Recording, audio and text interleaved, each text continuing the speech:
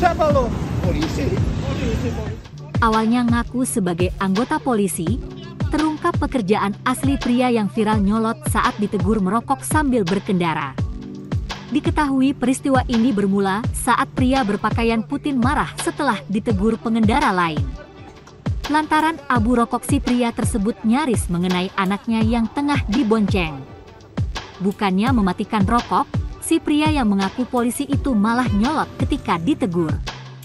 Terbaru @_Scorpio mengungkap sosok sebenarnya pria berkaos putih tersebut. Bukan polisi, pria tersebut diduga merupakan sopir pribadi dari seorang anggota Polri. Dalam video terbaru yang diunggah @_Scorpio, terlihat ada seorang pria yang meminta maaf atas tindakan rekannya.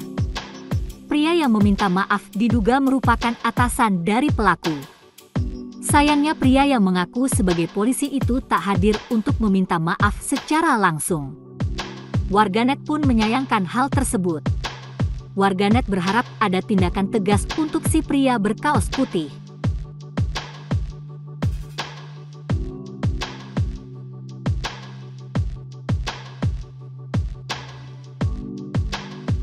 Terima kasih sudah nonton.